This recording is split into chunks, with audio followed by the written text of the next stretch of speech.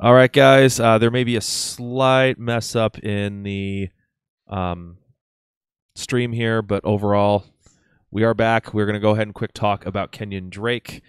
That's where we're at when the skip. So we're going to cut off anything remaining with Kenyon Drake here. So Kenyon Drake finished great overall in end of 2017. A little rough in 2018, but still finished a running back 2. There's definitely some talent there. What are we thinking about him going forward? I think it's the change of offense, the complete change in offense, or the complete change in coaching staff, excuse me, which could have me a little bit concerned, but it's a wait until what we hear from him in the offseason. We get closer to the training camp and preseason to see what type of usage they decide to use them. If they make any plays that guys like Le'Veon Bell or Kareem Hunt, to bring in a true starting running back. But for right now, I would settle him on his RB2 finish because it's tough to know if he's going to finish like that again. Yeah, I thought coming into the season that people were on him, right, aggressive on him in the 4th, 5th round of startup drafts. He produces basically as a RB2, which you would was a fair return, and now his price drops, right? It's an odd sort of combination of value and expectation there. I think that it's a real possibility that they do add a running back. I always am worried about running backs on coaching changes. That's something that worries me, especially when you don't have an elite guy. So that concerns me. One thing also that concerned me with Drake was that when they needed a running back because Gore was hurt, they went to Bolage to run between the tackles and kept Drake in more of a satellite role. It sort of harkens back to when Lamar Miller was in Miami, and there was concern about, why weren't they using him as a full bell cow? And then he left, and then we realized why, because that wasn't really how he was best functioning. So I guess I think Drake's a difference-making receiver, but I don't think that he fits in a full 3-down role. So I think he's more in the receiving role of a running back in that sort of profile than he is a runner. And you look at price again. I'm more of a wide receiver early and running back later. I think it's interesting that he's going outside of. I mean, he's going outside the top 75 picks of a startup draft, going behind guys like Anthony Miller and Damian Williams and Dante Pettis and Robbie Anderson. I think at that cost, he's certainly of value. Yeah, I think that's fair. The thing that burned people, because he had multiple 20-plus point games. He had 3 of them on the season, but then he had 7 games where he finished under 8 points in half PPR, which that's a bad week if that's your running back too. So I think that's probably what's tempered his value so much. It's just the inconsistency and highs and lows. He's a boom-bust running back. He is.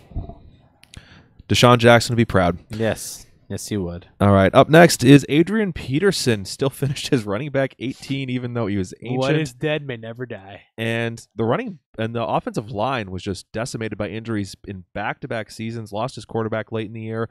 It wasn't always pretty. Had some real ugly games in there, but just through pure volume mostly, he did get you a top 20 finish. Where's he going to land? Right. I mean, that's sort of my concern with Adrian Peterson is, if he's back in Washington, you can't feel good about that from a fantasy perspective because Geis is going to be their running back. And what type of demand is there for a running back in his 30s who isn't a good receiver? I think it's pretty low. Yeah. So, and we saw that this year coming in. He doesn't get signed in Washington until Geis gets hurt. So he's not a primary option for teams. So I think that's concerning about his profile. He sounds like a perfect guy for New England. Old, can't catch, doesn't need to. Just be the new LeGarrette Blount. He'll probably get more. And they'll shove him in there as soon as anything happens to Michelle or yeah. Burkhead. But yeah, he's a guy. If you own him, you probably can't get even a dime for him at this point in terms of value. But just hold him. You hold and you hope he signs somewhere, or he's a roster cut for you if it doesn't happen by the time you need to cut down your roster. Yep. Yes. All right, Tevin Coleman is next. He finished as running back 19, even though he kind of had a primo situation with Devontae Freeman out of the way for most of the year, but he was a guy who's getting a lot of hype this offseason as a potential great free agent lander, but I think that's really calmed down with how he underperformed here in 2018. He's all landing spot. He could get the Jared McKinnon type of thing. He won't see that type of payment. McKinnon at least was productive overall on his final year with the Vikings.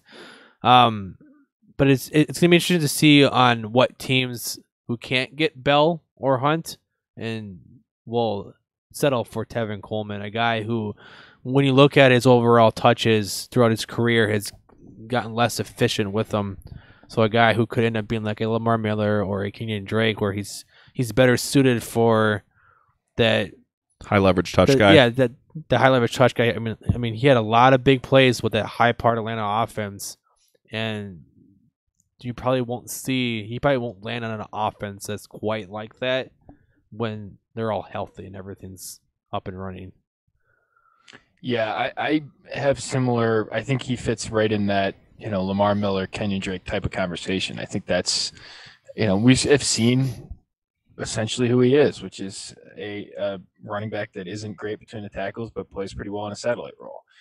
And, does he get paid like an RB1? That's essentially what Jerick McKinnon was, and he gets paid like the RB1. So I think he'll probably get paid, and I think he'll probably get paid to be a running back one. And I just am not on board with that type of cost for him.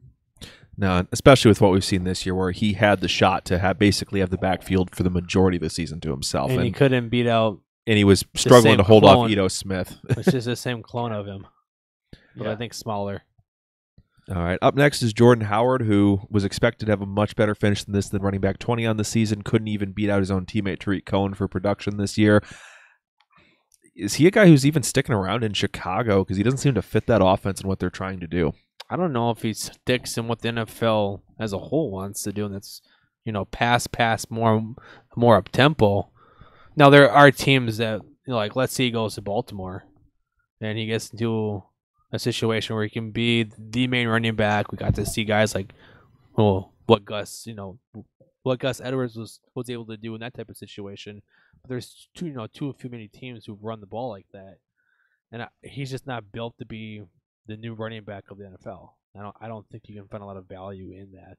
Or he'll end up more as a change of pace role where he's just the north-south guy, but used more efficiently or effectively than he was in Chicago. Yeah. That's kind of his ceiling, I think. Yeah, he's basically like Mr. Replaceability in my metrics. He's shocking how little he moves the needle in terms of fantasy value. He had the 2 touchdown game this season. I mean, he has 2 touchdowns and doesn't score 17 points in fantasy points. I mean, that's virtually impossible. And that just sort of speaks to what his role was. I would love to see him in Buffalo, actually. I think he'd be a great fit for what they want to do.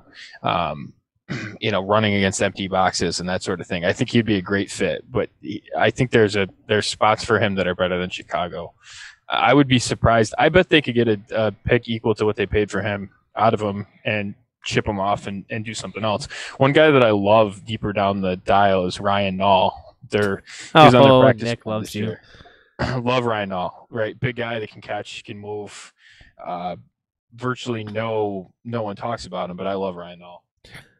Needs to look. Jordan is just trying to butter me up, isn't he? I know. It's like I can't find somebody who loves. I think Matt Kick is the one that loves the same amount of players as I do, but I like Nall. I wish we would have seen more from him in preseason.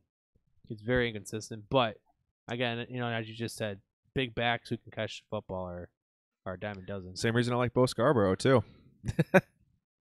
Well, at least Nell actually put it on, production wise. Yeah. Moving on, we've got Marlon Mack coming at 21. Missed a few games because of injury, but once he came back, he flashed a little bit, had a couple blow-up games, struggled a little bit at times. It seemed like Ryan Kelly was a big part of his ability to succeed or not. So it'll be interesting to see what happens next year. This is a team with a lot of cap space, could easily bring in another player. So I think there may be no more volatile player than Mack in terms of what his stock is going to do between free agency and draft.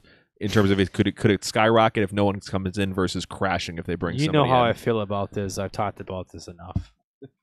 Yeah, you love Mack. Well, it's not that. I just don't think the Colts are going to bring in a running back. Yeah, I've heard them as a landing spot for Le'Veon Bell, and it just doesn't seem like what they want to do. So I think he's I think in the lesser of the starting running backs in the NFL, but it wouldn't surprise me at all if he's a starting running back in 2019. Just the question is, again, he's going in the fifth round of startup drafts. Oof. I mean, that's a dangerous spot for that type of profile. I mean, that's a type of profile, the situational starter at running back in that profile without pedigree is a danger. I mean, it's the same Chris Carson conversation, right? All of those guys in that range are very dangerous compared to the receivers that you could take. Yeah, but I do like what they're doing with the offensive line, and if he does end up as the starter in 19, he could end up being a fantastic piece for you, but there is certainly plenty of risk there if they make any sort of move in the draft or free agency. Yep. So hold with caution. Lamar Miller is up next, and he's just a kind of a guy who always ends up being a back-end RB2 every single season. Frank Gore. Gives you a couple good weeks, and then suddenly will just kind of disappear for a while. Frank Gore left. He can't even beat out like Alfred Blue consistently. Devonta Foreman's going to be back and should be ready to go from his torn Achilles. He's the future of this backfield, in my opinion. I don't think Miller. Is Lamar Miller even there next year? I got to look at his contract. They could get out of him for they could save about $7 million cutting him. And if you think about what they could pay Le'Veon Bell, right? I mean, the math actually, I think they're a dark horse to sign Le'Veon Bell because the math really isn't hard to figure out how they do it. That'd be fun. They cut Miller and use basically $3 or $4 million more to sign him. And I think that's certainly in the realm of possible. That offense would be a lot of fun. I mean, they're 6 in cap space. They're going to gain $6 million because they're only going to lose $1 million in dead cap. And this is the ideal time. I think it could happen. I think they could write out what they got in Foreman because he was a 3rd-round pick for them. So they have some value to him. Yeah, and they could easily add Bell or add somebody else. Even if they don't bring in Bell, I could see them moving on from Miller. And actually, what about Tevin Coleman? Coleman paired with Foreman may not be a bad combo. So yeah, that would be interesting. You guys are probably higher on Foreman than I am. I'm not super high on him, but I like him as kind of a north-south runner with his size. He's not a pass catcher. The Achilles thing bothers me a lot. The what? The Achilles injury that he had bothers me a ton. 2 years removed should be much better than 1 year removed was. I'm glad they kind of kept it slow and didn't really bring him back until late in the season. And even then, he may never come back to full form. Achilles is not a guarantee that you ever recover, but most likely he should be at least close to where he was. But they can move on from Thomas and lose no dead cap. They can move on from Miller, only cost them $1 million in dead cap. That's $20 million right there that they've freed up. So this is a team that could be easily making some moves. And they're already 6 in cap space going into the 19 offseason. With 2 obvious cuts in their top 8. So there could be, I agree that watch Le'Veon Bell could land here. I think it'd be a fun fit, too, for them. Yeah, Hopkins, Bell, and Watson. That's basically Pittsburgh with a more mobile quarterback. Yeah, and if Fuller can stay healthy, that offense is deadly. Ooh, yes. Bye, Watson. That's the case. All right. On next is Aaron Jones. Missed a couple games for suspension and injury at the front and back end of the season, but did finish as your running back 23. And once he finally started getting all the work, he did look like a high running back 2, low running back 1 with some serious upside. He's a guy who flashed a lot in college. We were a little more cautious on him coming out, but this year he sold me. I think he's the real deal going forward. Yeah, I hear that. I hear what you're saying about him. I just, through this season, he had 3 games of running back 1 production. I have caution about day 3 running backs that don't, that see a coaching change. And, we don't, I just don't have a good feel for that. I've been less impressed, I think, than the market has been on him.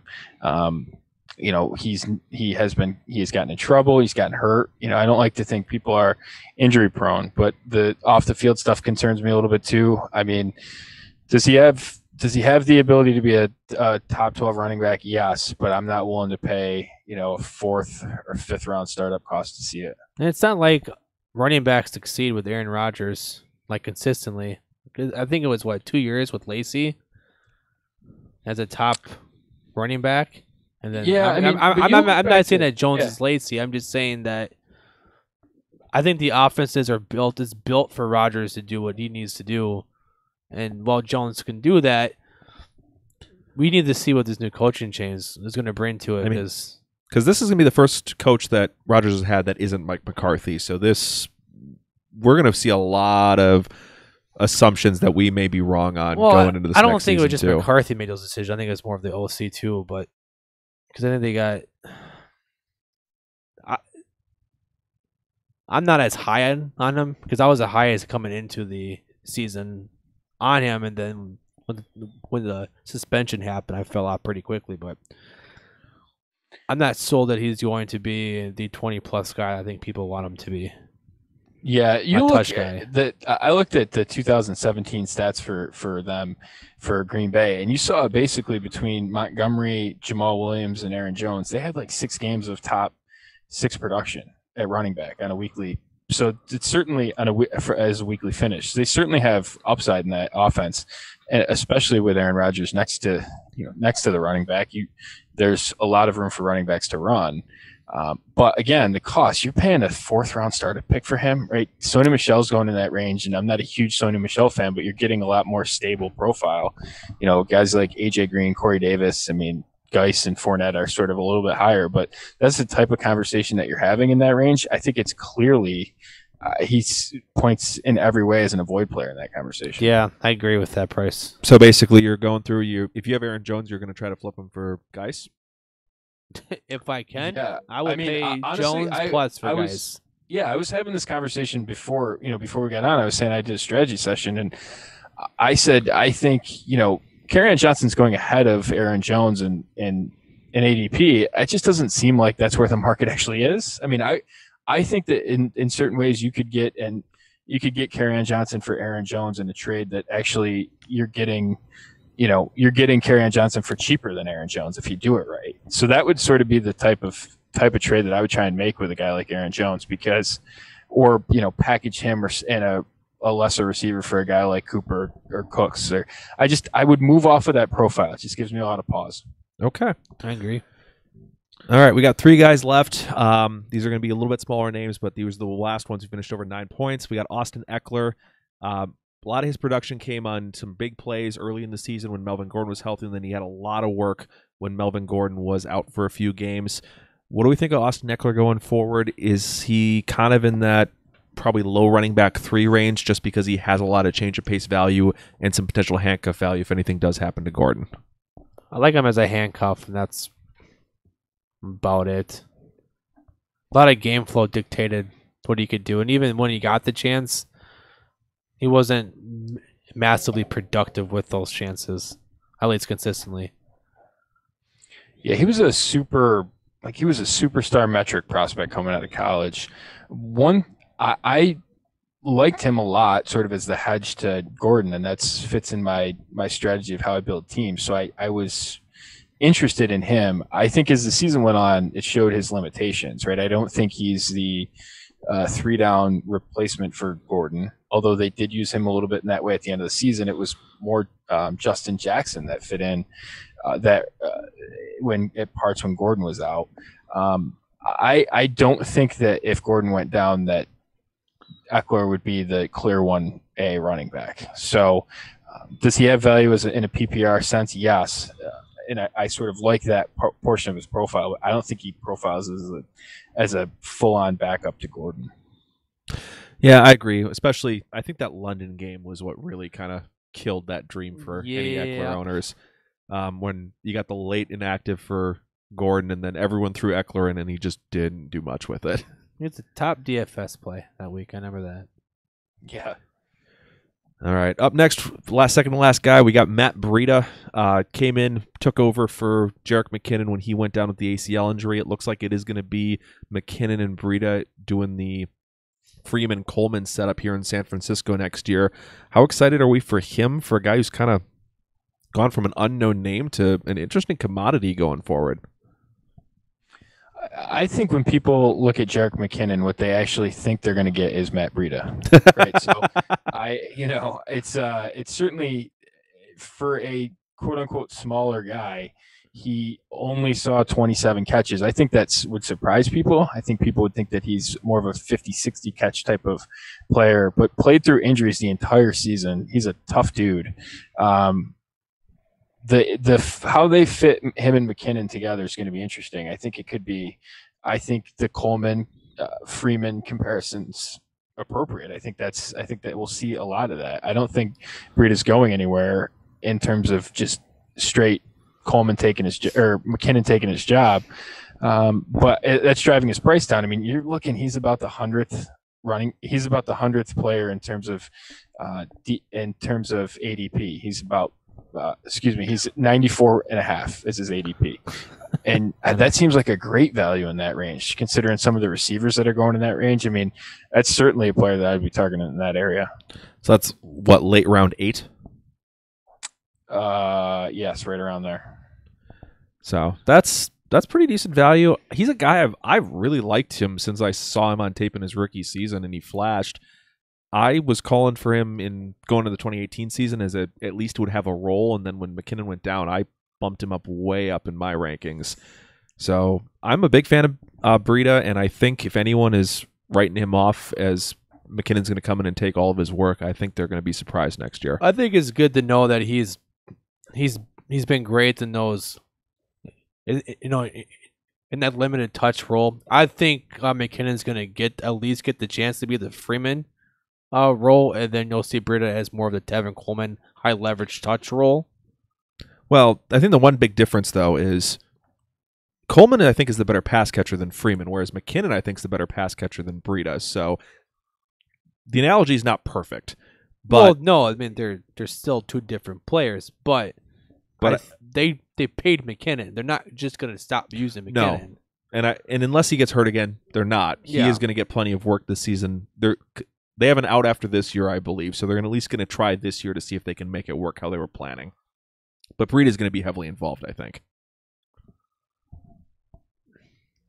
All right, yeah. All right, and then let's put a bow on this with T.J. Yeldon, who I think actually may be the most intriguing free agent that no one's really talking about.